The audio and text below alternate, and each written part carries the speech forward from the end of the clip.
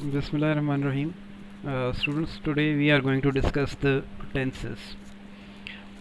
As you know that tenses are the backbone of English grammar. Unless you know the tenses, you cannot be grammatically correct. And if you are not grammatically correct, you are going to suffer in the language part of the marking scheme. So, whatever the composition you are doing, grammar is the basic thing. If you are not having the correct grammar, obviously your creative and your creative skills and your composition skills will be of no use. So therefore tenses are very important to know the right grammar, to speak the right grammar, as well as to write the right grammar, the correct grammar. So we have 12 tenses, and basically we have three main tenses. One is the present tense, other is the past tense, then there is a future tense. In every tense there are four subtenses, as you can see: indefinite, continuous, perfect tense, and perfect continuous tense. So for present there will be present indefinite, present continuous, present perfect tense, and present perfect continuous tense. And similarly these four tenses will be fit with the past tense as well, like past indefinite, past continuous, past perfect, and past perfect continuous. Future indefinite, future continuous, future perfect tense, and future perfect continuous tense. So these are the 12 tenses that we have. Amongst all these 12 tenses, we have done 9 tenses. First 9 tenses up till future indefinite tense in pre-O level. So in O level 1 we will be doing the last 3 tenses, that is future continuous tense, future perfect tense, and future perfect continuous tense. We have done it in the pre-O, the previous tenses, and we have practiced it. I hope you revise the tenses that you have studied in pre-O level and make sure that you are up to date and you know all the rules, all the grammatical rules relating to these tenses. So today we are going to do the 10th tense, that is future continuous tense, as you can see it there. The example of future continuous tense. Future means it is happening in the future, and continuous means the process, the action is continued. Examples of future continuous tense are: all his friends will be laughing at him.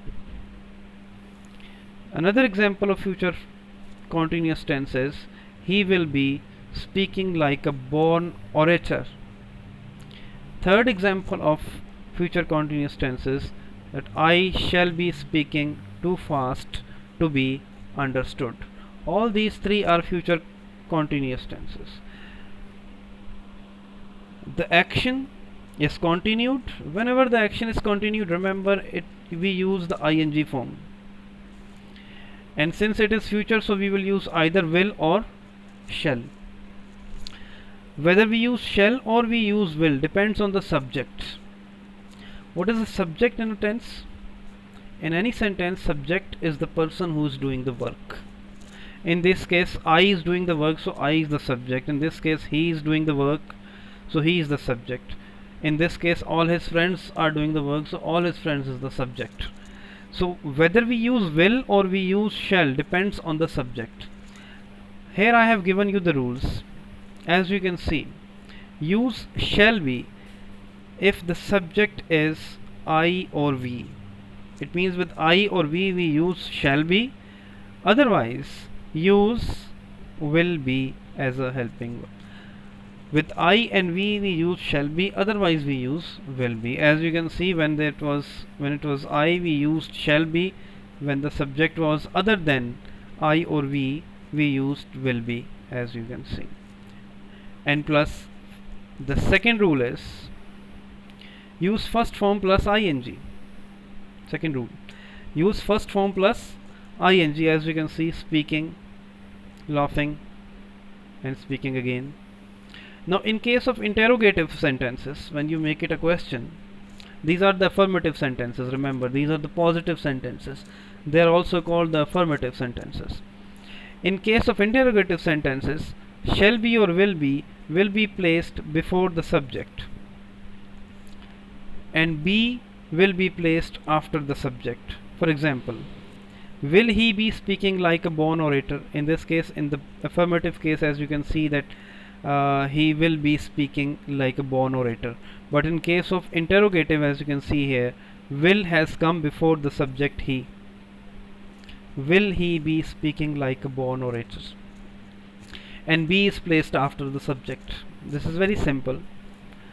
And in case of negative sentences, rule number 4, in case of negative sentences, place not between shall and be. For example, he will not be speaking like a born orator. As you can see that not has been placed between will and be in case of negative sentences. So these are future continuous tenses, and these are the rules of future continuous tenses. These are the rules, and these rules also include how to make an interrogative in case of future continuous tense and how to make a negative sentence in case of future continuous tense.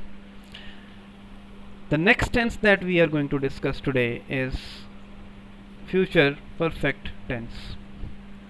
Now let's see what are the examples of future continuous tense. In future continuous tense we use will have or shall have. He will have done something that is silly. They will have set a strong guard lest anyone should escape. I shall have put it where I can find it again. These are the examples of future continuous tense. As you can see, I have used will have and shall have. Whenever the subject is I or we, again I or we, I have used shall have. If the subject is not I or we, like here the subject is he, here in the second sentence the subject is they, I have used will have. Like same in the case of same is the case with future continuous tense, that if the subject is I or we use shall. But remember one thing, that in modern English you can use will irrespective of what the subject is. You can use will with I, you can use we with I, you can use will with we as well. So it will not be grammatically correct. This is sort of old English, that we use shall with if the subject is I, and we use shall if the subject is we. So you can without making any difference, you can use will with all the subjects. And secondly, you can see I have used in future perfect tense we use have with will, have with shall or with will, and whenever there is have we use third form of the verb. Remember that with have, has and had we always use third form of the verb, so we have used third form of the verb done. Like in all continuous tenses we used ing. Similarly, whenever we use have, has or had, we use third form of the verb. And secondly, in case of passive voice sentences we always use third form of the verb. The rules I am stating, I have already told you that we use shall have if the subject is I or we, otherwise we use will be. But I have also told you that this is the old English. In modern English we don't do that. We can use will, have with all subjects including I and we. Rule number 2 is always use third form of the verb, because we are using have, so whenever we use have we have to use the third form of the verb. Number 3, in case of interrogative sentences use will have before the subject.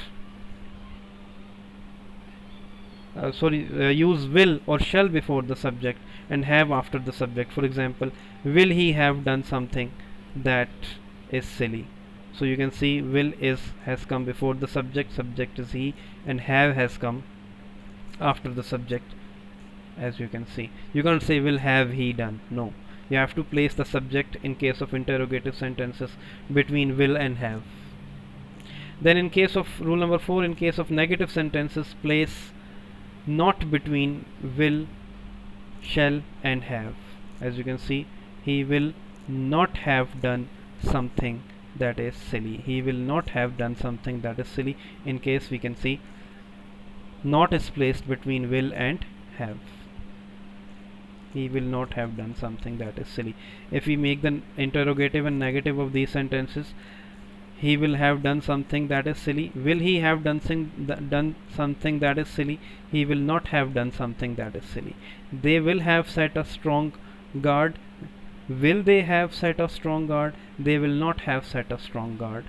I shall have put it where I can find it again. Shall I have put it where I can find it again? I shall not have put it where I can find it again. Interrogative and negative respectively.